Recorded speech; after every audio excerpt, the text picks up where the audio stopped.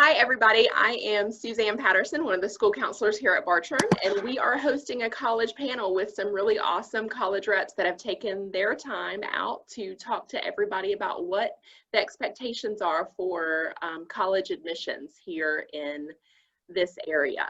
First, we have Go Gators!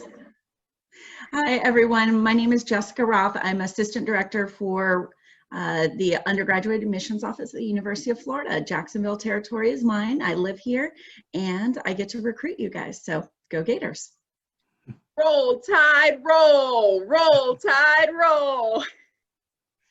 Hi, everyone. My name's Russell Moore. I'm a regional recruiter for the University of Alabama, and I'm based in Jacksonville, Florida. Thanks. Next, we have Swoop. Everyone, my name is Seamus Houlihan, and I'm an admissions coordinator for the University of North Florida. And next, we have Fins Up. Hey y'all, my name is Robert Wason. I'm an admissions counselor for Jacksonville University, and I cover St. Johns County. All right, thank you, everybody. I appreciate it. The first question that we have that we're going to discuss is GPA for college admissions. Can we talk a little bit about the different GPAs that you might look at, whether it's unweighted or weighted, or, and most importantly, whether or not you recalculate a GPA for your own admissions?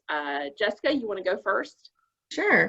So we will definitely look at your GPA. How well you did in your academic community that you're currently enrolled in. It's going to be very important to figuring out whether you're a good fit, whether you would succeed in our academic community, and I feel the same for my colleagues here. We are going to recalculate and reweight based off of our requirement needing the SSAR, that student self-reported academic record. So regardless of what self-reported weighted or unweighted GPA you're putting on your application, that's not what we're going to be using. So we're going to take that SSAR, we're going to reweight it, looking at the core academic subjects, so English, math, natural science, social studies, and world language. We're going to base it on a 4.0 scale, A being a 4, B being a 3. We do like those grades the best. Then we're going to give any additional weight for some of the rigor.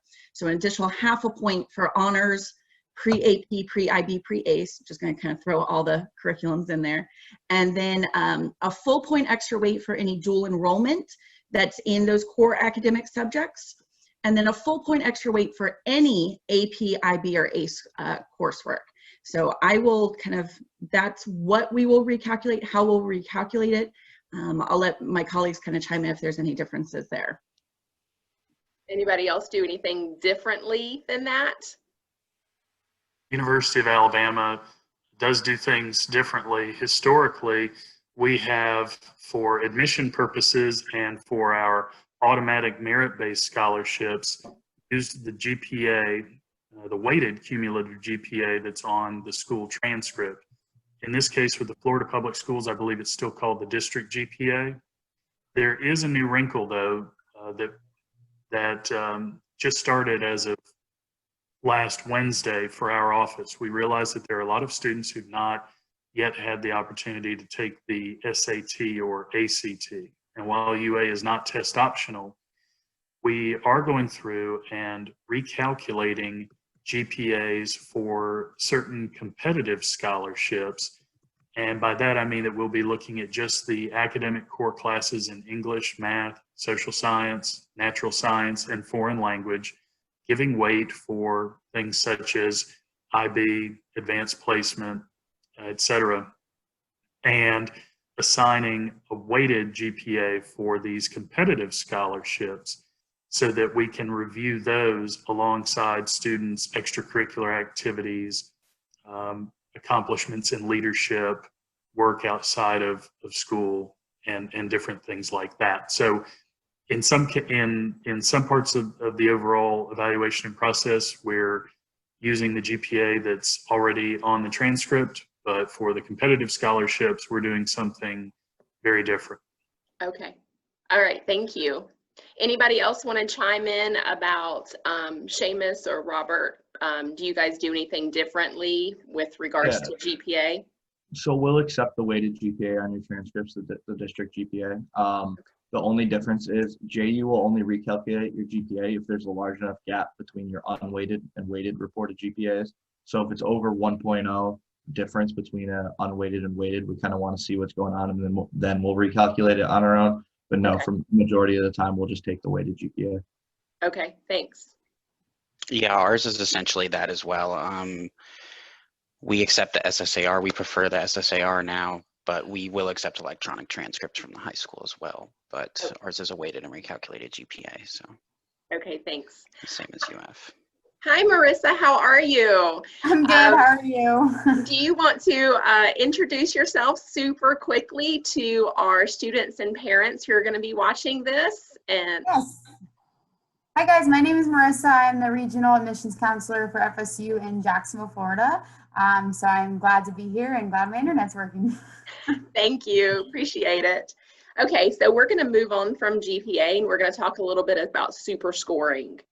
Does anybody want to offer to explain what super scoring is for our parents and students who may not know that? And then just give me a yes or no if your college super scores. I went first last time, so I'm going to let somebody else take this one. Okay. I can go since I have not talked yet. So Okay. yes, FSU does super score your test scores, which basically means that you can take the test as many times as you want to, and it will not hurt you in your admissions at FSU. So we will take your best score from each section, whether it's the SAT or the ACT, and then we will use that as your main SAT or ACT score for your admissions. Okay, thanks. And then just give me a thumbs up if everybody super scores. Yes. Oh, Alabama. Yes, yes. Okay, so everybody. Right, and this is part of the other, this is where I'm talking way too long these first couple questions, but our policies have become a little more complex because of the coronavirus. So this year, for the first time, we have begun super scoring for admission purposes if we see that it will help the student. And for the competitive scholarships, where a student has to fill out the scholarship application to be considered, we can use a super score, SAT or ACT. But for our automatic merit-based scholarships that we've been doing for many years, those are still not super scored. So I understand it's confusing. We're just working our way. It's okay. It's a confusing time right now. That's okay. Absolutely. Okay, so bottom line is students need to take ACT, SAT multiple times so that they can try to pick the best scores possible to send to you guys, and then you guys will super score for them. Excellent. Okay. Can someone talk about what is, everybody's throwing out the term SSAR right now. I'm not sure that everybody knows what that is. And then Common App, Coalition App, the regular school application. Can someone walk us through that process and what that looks like? Maybe in broad general terms, and then speak to your university. Anybody want to take that one? Well, I'll get started. The SSAR, I'll start there, is the Student Self-Reported Academic Record. It is a third-party system that students will take their unofficial transcripts, kind of pull those courses, list the coursework that they took, the grades that they got, the rigor to them, and link it back to your application with us, link it back to your application at FSU, at UNF. I don't think my other two colleagues use it, but whichever schools that are accepting it, you then link that back to the school. So point of clarification then, it is not the coursework profile sections that are on the Common App or the Coalition App that students can be filling out. Now, UF specifically, we do not accept the coursework sections on the profiles for those application platforms. I'll let my other colleagues chime in because I think there's some differences. Seamus, do you have anything with UNF? So we don't accept the Coalition App, but I recommend if you're applying to maybe 5 to 10 different universities doing the Common App, but if you're only applying to maybe 3 universities, I just recommend doing, if they have institutional apps, doing those. I always say that UNF's institutional application is a lot easier than filling out the entire Common App because it asks a bunch of questions that aren't aren't necessary to our application. It pulls a lot of information that we don't necessarily use. So that's what I Okay. recommend. All right, that's good. Robert? Yeah, JU is pretty similar to that. We are on Common App, and then we have our own application on our institution's website. So it's kind of like if you've already applied to a bunch of schools through Common App and it's more convenient for you, obviously do Common App. But if you're more interested in JU individually and not applying to that many other schools, it might be easier to just go do it straight from our website. It's completely up to you guys. We don't differentiate between the two different types of apps. Okay. Marissa, do you have anything to add to that? No, we do all three, so we accept any way, any form. I do agree FSU's direct admissions website I think is a little bit easier, but we will take all three. Okay. Or either three. Russell, anything to add for our out-of-state school? Finally, a simple answer for me. No SSAR is used. We are not a member of the coalition, nor are we a member of the Common Application. Okay, so the kids are going straight to your website to fill out your application. Okay. That's All right. right. All right. Thanks, everybody. So here's a good question for our underclassmen specifically. When should they start learning about your colleges? When should they start getting some information from you, attending college fairs, things like that? There's no such thing as too early. I would say that becoming more prepared with that information earlier will just put you in a better position. When you are in that time where you're making your decision, you'll feel a lot less stressed with the more information you have. That's what I would say. So the earlier, the better.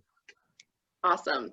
Is there anything in particular that, like, let's say 9th and 10th graders should be asking whenever they're attending college fairs or rep events with you guys?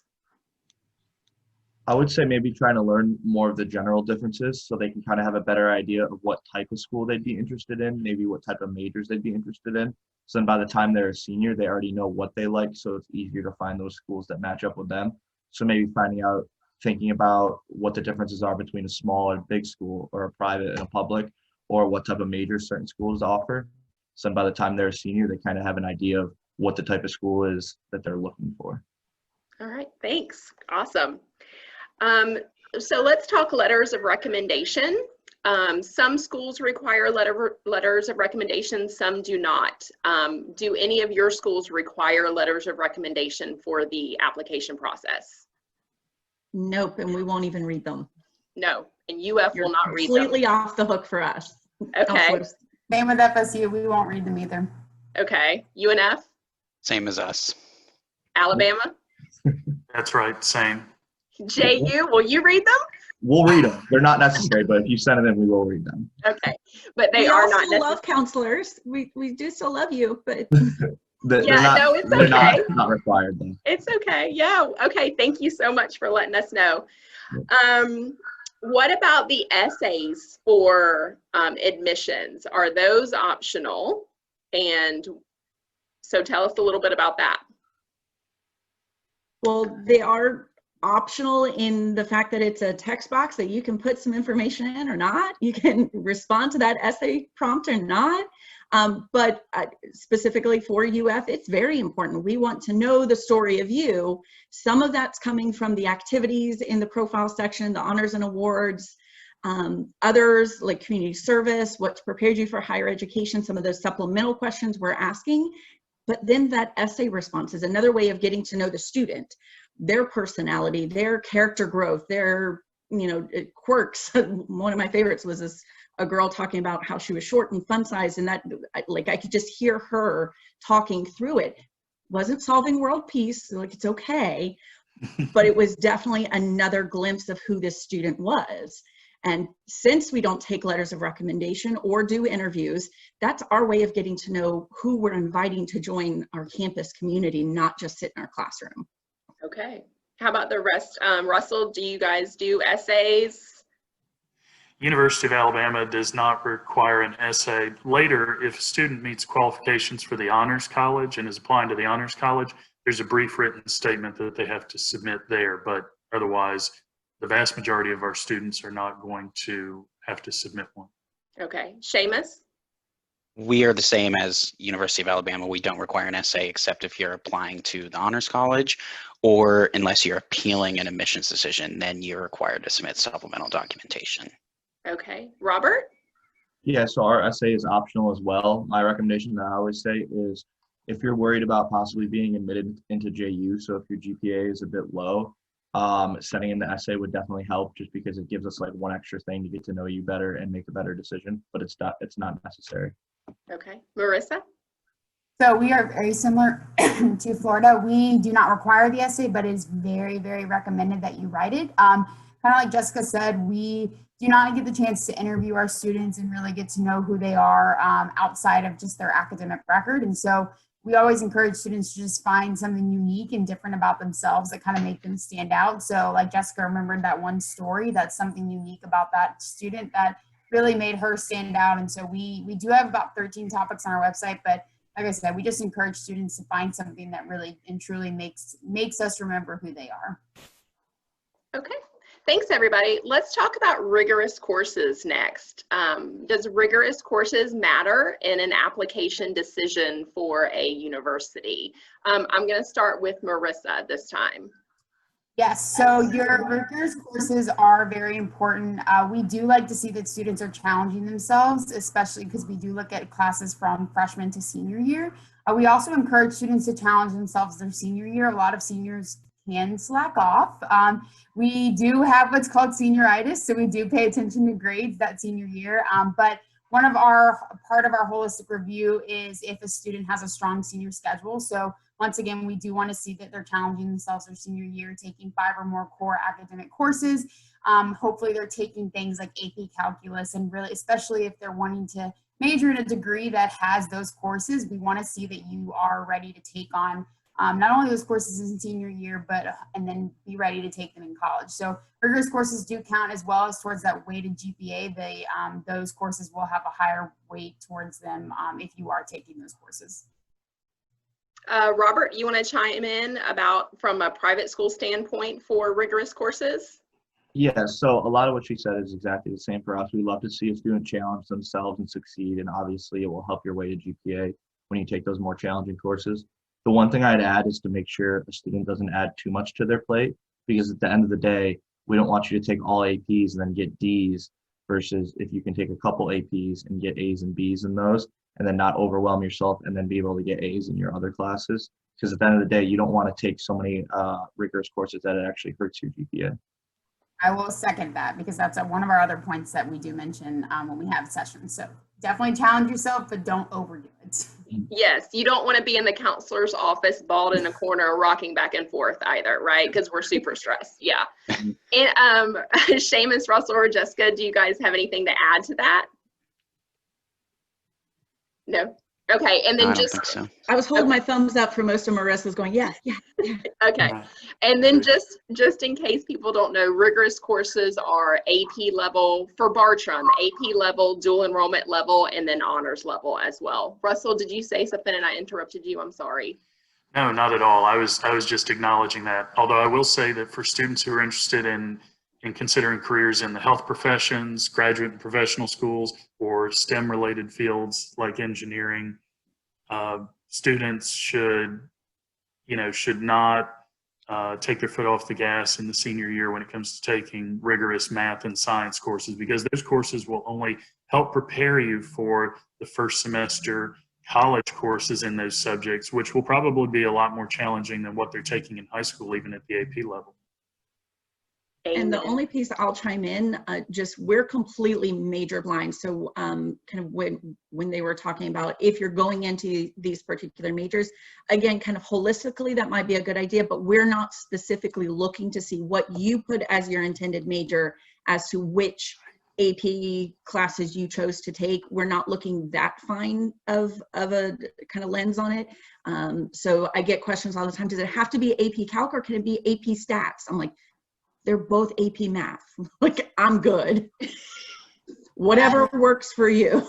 I'll second that again, just because one thing that I know the only way we'll ever look at that is if, for example, a student has maybe a lower SAT and ACT test score, and maybe we want to see, okay, they have almost the score, but let's see what their grades are. And if that's the case, then we say, okay, they are willing to make that jump, take the AP Stat, AP Calc, whatever it is, well knowingly that they're, not that we're looking at their major that they've chosen, but just knowing that they are willing to take that chance, even if they have a lower SAT, ACT test score, because we do look at them overall, that can play a portion in the decision that we give them.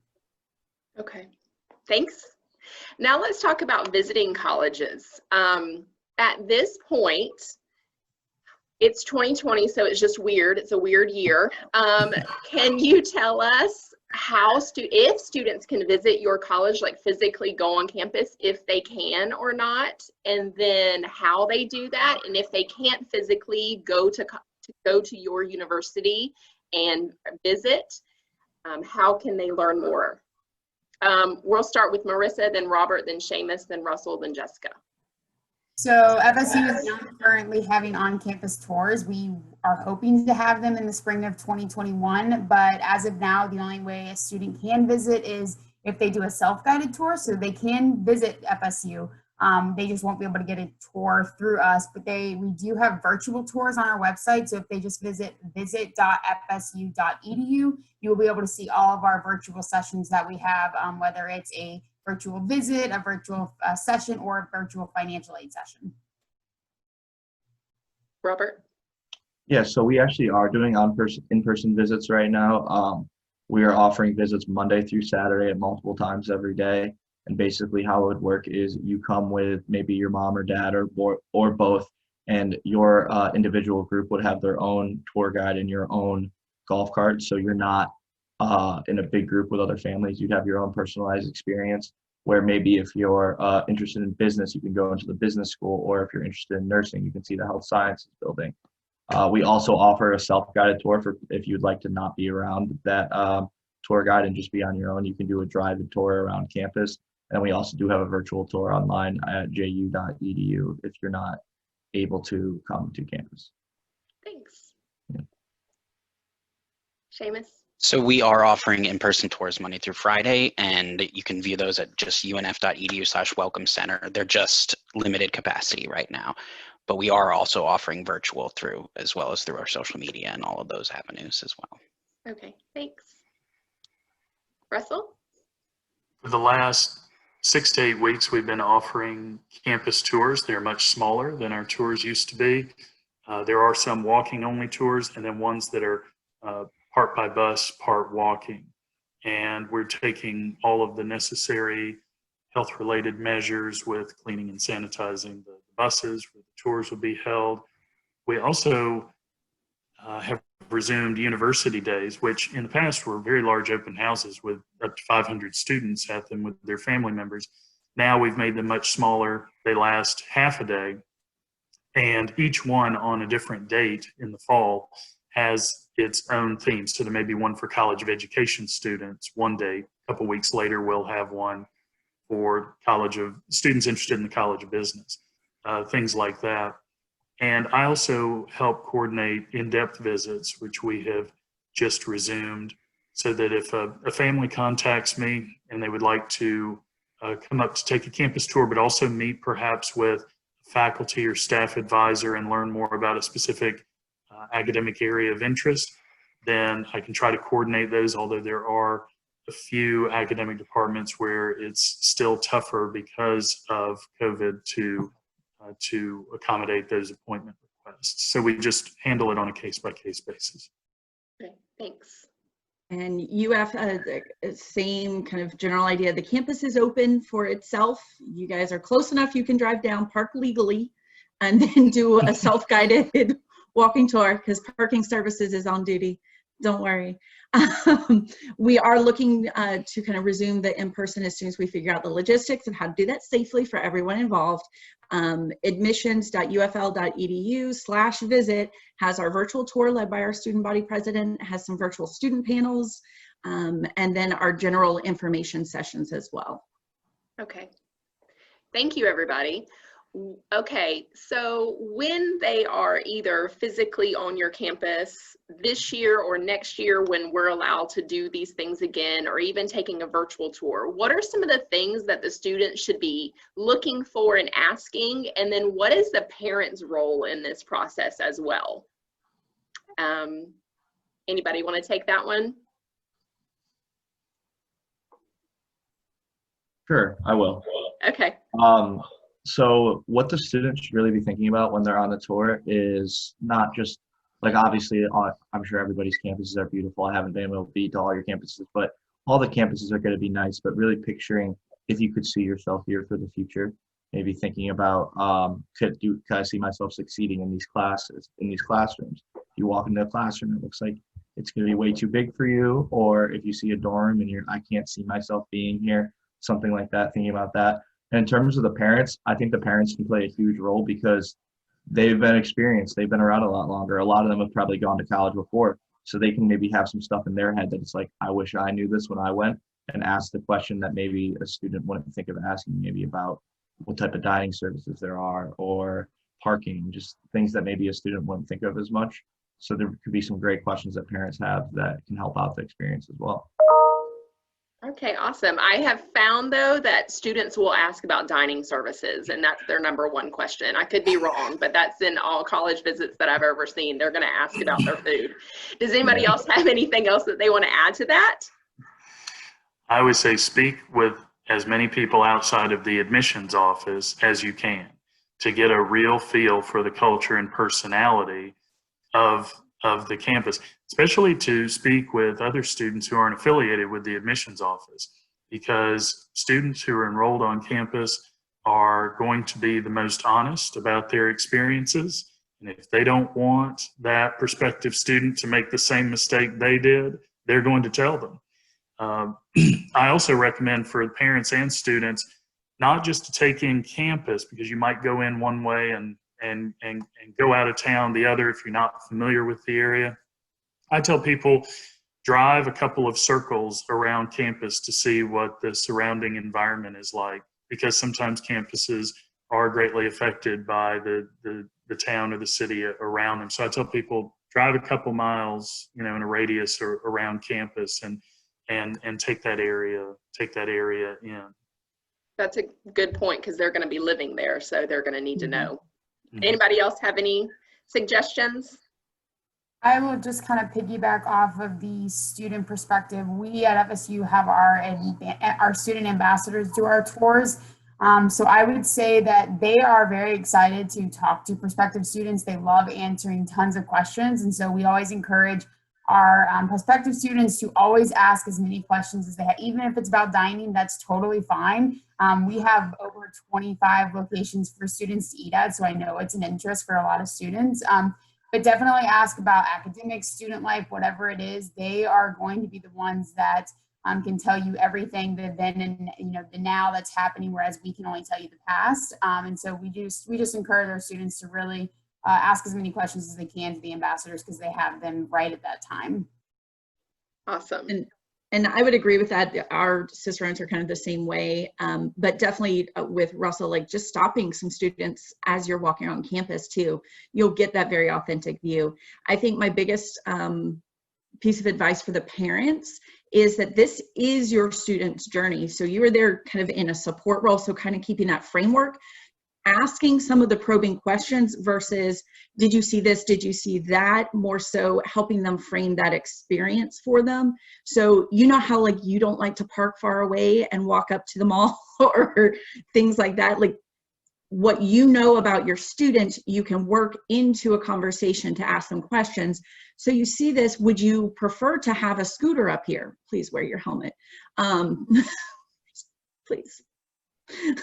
Or did you see, like, would you rather have a scooter, or would you rather jump on any of those 5 buses that just drove by? Like, kind of working through that experience for the students, but framing it a little bit in how would you like to do this? Because again, it is the student's journey. So that the students can take ownership of the process. Exactly. Yes. Okay. So we're going to talk about admissions decisions. Is there one thing that is a factor above other things, whether it's GPA or test scores, or is it much more of a holistic or community service, extracurricular, or is it much more holistic? Seamus, you want to go first? Yeah, sure. We find that GPA is the best reflector of how a student performs academically their entire 4 years. So GPA is weighted more heavily than test scores for us, since we don't use an essay. So GPA is weighted more heavily for us. Thanks. Russell? For us, similar with Seamus, because we don't use an essay, and just based on my past experience with students who've enrolled at the university, who I've followed up with later, I find that the GPA and the courses that they took in high school are the most important factor. Some students simply do not test well. University of Alabama's admission requirements and the applicant pool is such that we can occasionally take students who don't do as well on the SAT or ACT, but still may do very well at the university. And for us, it's important to note, we are an out-of-state university where it is not any more difficult for an out-of-state resident to be admitted than it is for an in-state resident. And that's something that if a student is considering multiple out-of-state universities, they should ask representatives at each school, because the university I graduated from, it was much tougher to get in as an out-of-state resident than had I lived in that home state. Excellent. Robert, do you have anything to say about that? Yeah, so very similar. We are considered holistically, but obviously the GPA is a great indicator. One thing I will add, JU is test optional, so if you don't submit your test scores, we will not consider them in any way. If you do decide to submit your test scores, then they will be included, obviously, but it's completely optional, up to you whether or not you send them in. Okay, thanks. Marissa? So we are on a holistic approach, but I will say that our academics play a larger portion of it. I wouldn't say GPA just specifically, because we do look at test scores, and we are not test optional, so we are requiring test scores. But your GPA and test scores probably are the two biggest, and then the next thing would be the strength of like the senior schedule and the classes that the student has taken from freshman to senior year. So I would definitely say overall, your academics are probably a larger portion of our holistic approach. Jessica? And yes, we're committed to the holistic review as well. That being said, academics are a large portion of that, the GPA recalculation, the weight to those, attempting the rigorous classes. So again, kind of the academic units, the grade trends, the senioritis, all of those pieces do come into that. So the same thing, we don't like to boil it down and say, yes, your GPA is most important, but it is going to be a very important number in that holistic review for us. Okay, so here's a question I'm going to throw out, because I've seen it happen before, and I've heard some stories from some of the reps before about a student who has a really, really high GPA, like up there in the senior class GPA, but they did nothing outside of the 7 classes. What does that sometimes look like for the applications? Jessica? Yeah, because it might have been one of It was your story. Because we are looking for a class of freshmen that is academically prepared and ready to be leaders on campus. So we're looking for both parts of that. And so yes, if you are fully engaged, but your academics is lacking, that's going to be a disconnect for that and that we're looking for. By the same token, yes, you could be acing all your classes and taking all of those APs, but you're doing nothing else. So that shows us that you're not engaged and you're not ready to lead. So that's where that disconnect can happen. And so it can impact. So it's more so when you talked about what can younger students be kind of like looking at planning for college, look at that kind of campus environment. That's what we're looking for. So a student expresses interest early on, then we would say start with your academics, but also start finding what you're excited to do outside of the classroom. It can be gaming, it can be, theater, it can be community service, it can be any topic of anything, but we want to see that you're doing and contributing to some community outside of the academic community as well. So that's That's what we do. Thanks. Anybody else want to chime in on that, or did she cover it? For the exact same way. So thumbs up for that one. Okay, awesome. Let's talk about test scores, because like everyone said, some kids just don't test very well, but they have a pretty high GPA. They've been taking those honors AP dual enrollment classes. So if a student their test scores are not where a lot of the other applicants' test scores are, should they just say, forget it and not apply to your university? I never say, if you want to attend a university, the surest way of not getting in is to not apply. That is the only guarantee I can give you in college admissions. So I always talk about submit the application, and in the application, you can talk about that. Again, that's part of the getting to know you on that kind of holistic side.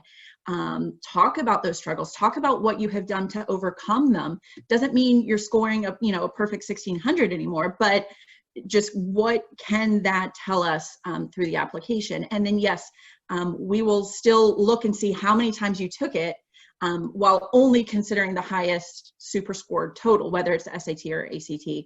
And then quite honestly, I'll address this one this year. I have no idea what competitive test scores are going to look like, because no, these students, you guys have not been able to test and retest. Some students may be submitting a test that they took early in junior year, and that's the only one they've been able to schedule and get in and complete before our test deadline, again, UF, December 15th. We've got a couple of months, but now you're so stressed, like who knows how you're going to perform. So we know this, right? This is part of, I am reading your application. I am understanding all of this. We're just going to have to see what those scores look like for this competitive review of this class. All right, thanks. Anybody else want to chime in? For this year, because accessibility for testing has been so difficult for a number of students, the University of Alabama in past years has required a high school transcript, and we would use the highest SAT or ACT score to the student's advantage. But although UA is not test optional at this moment, the administration is well aware of the problems that many students have had for the last 6 months with this, and we are permitting students to submit just a high school transcript along with their application so that they can be conditionally reviewed for admission. So if the student has the appropriate GPA and the minimum high school courses that we require, then they can be conditionally admitted. By that, we mean that they still must submit a test score by May 1st. That gives students adequate time, we hope, to be able to test. But if the situation does not improve with testing sites and increased opportunities for test registrations, either online or in person, then the university system in Alabama may review that. I just don't know if we're going to become a test optional school or not. So those students right now who don't have test scores that they feel that they could have earned with an extra opportunity, or they've not taken it yet, we don't want to deter them from applying. And in fact, I'm encouraging them to apply, saying you have a lot of time to sort this out and to continue to check with me to see if our policies with the SAT or ACT have changed. Okay, thank you. Anybody else want to chime in with that? Yeah, I just wanted to follow up. I know I mentioned it earlier. JU is test optional. So if you feel like that you're one of those students where you have a great GPA and then your test scores might not be quite as good, that is completely okay. JU, we've been test optional since 2014, I think it is. You do not have to send in your test scores. It is completely up to you. We will not penalize anyone who doesn't have a test score included. Okay, thanks. Oh, I was feeling better with my state university system colleagues here. Yeah, we won't render a decision until we receive test scores. Right now, our fall mid-range is an 1180 to a 1300. So that's just what we're requiring right now. So unfortunately, due to certain circumstances, Jessica and Marissa know we do require test scores. So. Yep. So and if the Board of Governors says anything, we promise you'll get notices from all of us that something is updated. But so until that happens, we still have to have a test score. I think we're one of 3 states that require test scores, or one of 2 or 3. So So let me explain this to the parents and students out there. It's not that the reps or the colleges are being mean to anyone. It's all about the State Board of Governors. So JU is a private university and they get to do whatever they want. The public universities, whether in Florida or Alabama, are governed by a Board of Governors, and they decide whether or not the state public universities go test optional or not. So please don't yell at the college reps. It's not their fault. Okay. Yeah, it's UF, FSU, UNF, UCF, USF, all of those kind of big public ones that you kind of hear the names. Right. So we're all governed together. We're all in it together, guys. Yes, and the same thing for Alabama. It would be all of the state universities in Alabama, not just the University of Alabama. And of course, because I have to always say it's a little more complicated, you know, you're going to regret that you asked me to be on this panel because of all my nuanced answers. Never. For us, it's the university system in Alabama that governs just the 3 research universities.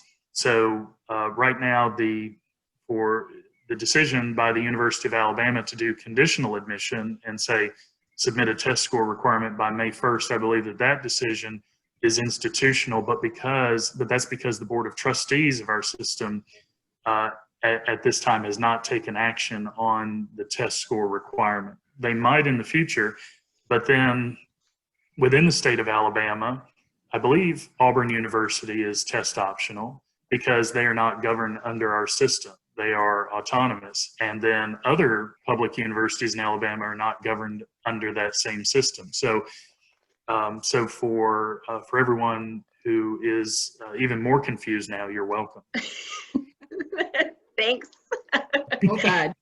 roll time. Glad I could contribute. Yeah. All right, so let's talk about a time frame for students when they apply to college. When does applications normally open? I know UNF opens in the summer and they have really big events to try to push the students between junior and senior year to start applying for UNF. But what about everybody else? What's a good time? And then can someone explain rolling admissions versus application deadlines? Well, Seamus, do you want to get started? Yeah, so ours always opens June 1st for the upcoming freshman class. So juniors can apply already for their upcoming class, and seniors can obviously already apply.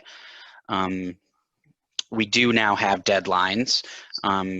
So for summer 2021, it's going to be May 3rd, and for fall 2021, it's going to be July 1st. So okay, we now have deadlines. Wow, okay. Yeah. And now I learned something today, that UNF has deadlines now. Mm-hmm. I know UF and FSU, you both have very hard deadlines that you are sticking to. So no rolling admissions. Very deadline driven. Very deadline driven. So if you, and what is the deadline, UF? So we have the one priority admissions, application due by November 1st, SSAR linked by December 1st, test score by December 15th. You get your decision on Friday, February 26th, fourth Friday in February, tongue twister. Then anybody who missed those deadlines get shifted into a space available review. That's most likely not going to work. And that gets posted on April 1st. Okay. FSU, your deadlines? So our priority deadline is December 1st. We have pushed it back a month. Students can test up until the end of December and report those scores up until the end of December, but everything must be completed by December 1st, and we do need one test score on file by December 1st for it to be considered complete. And then our priority decisions will go out February 18th this year, so we pushed it back just a few weeks just because we pushed our priority deadline back. And then we do have a rolling admissions, similar to UF. It is very hard to get into at that point. We do have less space in our class to admit, but we do have a rolling admissions. And so I think those deadlines will go out April as well, or those decisions will go out April as well. Okay. Russell, how does it work in Alabama? University of Alabama operates on a rolling admission basis. A student can apply right before their senior year as early as the first week of July. That's normally when we open the application. So right now, only 2021 graduates can apply as freshmen. The priority application deadline is February 1st, but our priority scholarship application deadline is January 15th. So students should wrap things up before the holidays. And for us, rolling admission means that once we receive, at the very least this year, the application fee and high school transcript, then we can make a decision within about 2 weeks. That's the schedule that we're going on now. So we're mailing admission decisions and posting them on the student's MyBama account every week. Okay. And then Robert with private JU. Yeah, so we have rolling admissions. We don't have any deadlines.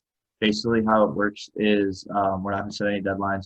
Once you submit your application and all other materials, so it may just be a transcript, or if you decide to send in test scores, transcript and test scores, you should get your decision within a couple weeks at the latest. And then once that happens, the day you get your decision, you also find out your merit scholarship that you received. So right then, there's not much of a wait. So if you want to apply, just within a couple weeks, you can find out whether or not you're accepted and then how much potential merit scholarship you've earned. Okay, thanks. So because you mentioned scholarships, I'm going to put you back on the spot because private schools a lot of times tend to give out more scholarship money. Mm-hmm. So can you talk a little bit about, in general terms, private schools and scholarship money and how students should apply to that? Yeah, so first off, every student that applies and gets admitted will get some sort of scholarship. There's not a student that's applying, especially from St. Johns County, that would be paying full price, because obviously there's also the Pell Grant for in-state residents going to private universities.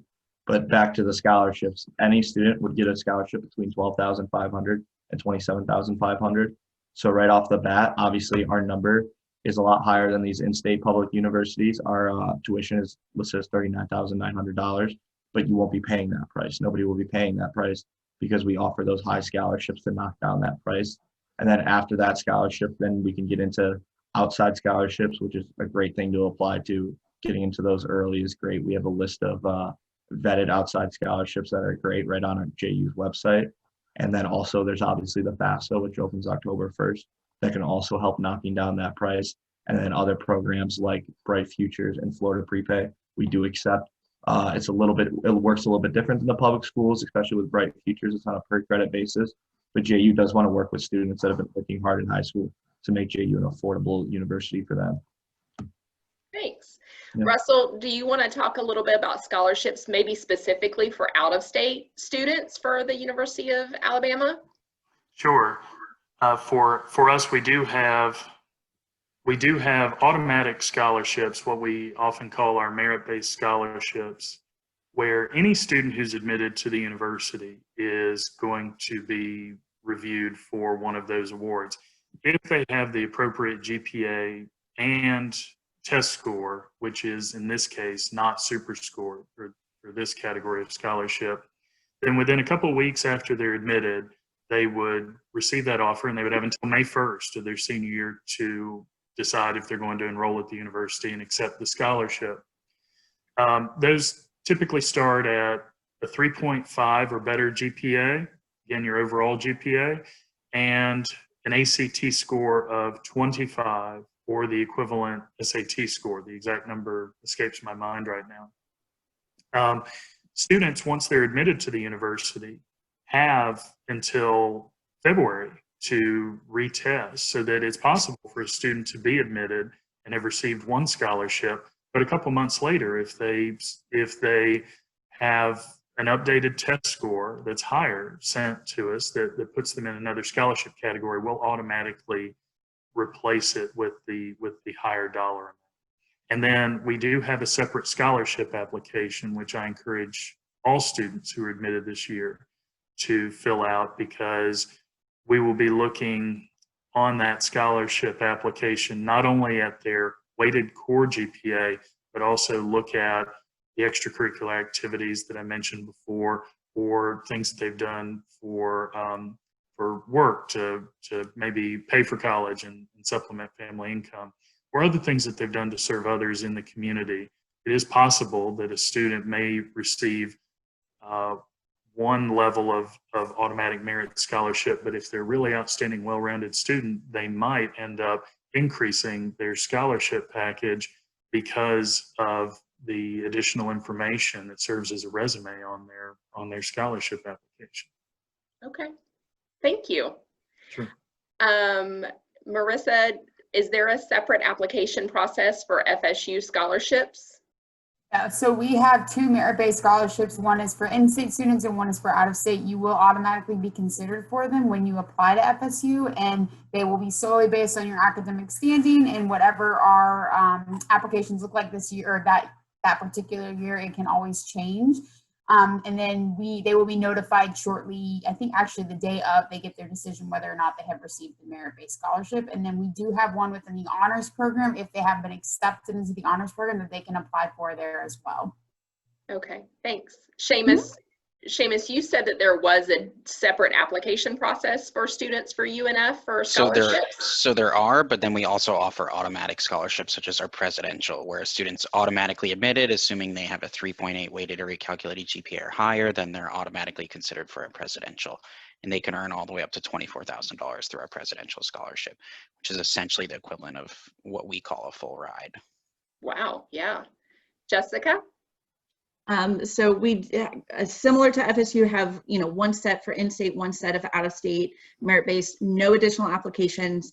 Ours get posted the week following our February decision day. So we got 1 week where we turn around and we review again holistically using the same information that those students were just admitted on. They are limited number though, and it's not a GPA plus test score equals this. So we're looking again that full holistic view. So it's not always the top GPAs or the top test scores. That one's always fun. Yeah, I bet. Okay. Well, and I was going to say, I know FSU, we both participated in the Benequisto Scholarship as well. So with any National Merit finalist, there's additional scholarship opportunity as well. Thank you. And we do have quite a few of those at Bartram, not to toot our own horn or anything. You can contact either of us and we'll go through the details of those later. Okay, thanks. One last question and then we will end this. So sometimes students aren't sure like how many schools they should apply to. Does anybody have an opinion on that? I mean, I have an opinion, but I would like to hear y'all's opinion as well. I don't think of like a specific number, usually there's the, okay, 5, or when you're starting out, go 10 or 12, just start thinking. So it really just depends on where you are in that process. But I think my advice is usually don't feel like you have to apply to schools that you really don't see yourself attending. Definitely looking for that fit, whether it's, you have some reach or you have some safety, like a little bit of those, competitive factors. So really just balancing that. And that comes through the conversations with those guidance personnel that can really help you kind of work through that.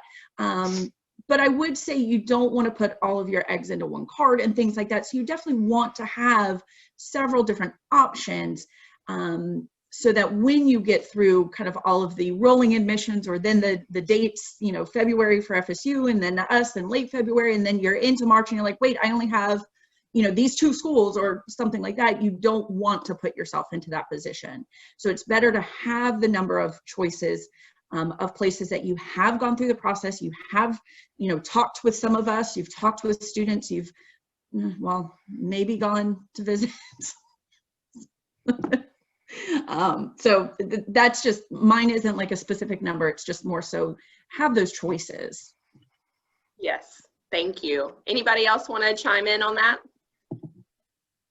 Assuming that a student has done the proper amount of research, and even if they haven't been able to visit for the next several months, be able to attend virtual information sessions and speak and connect with people via email or tools like Zoom.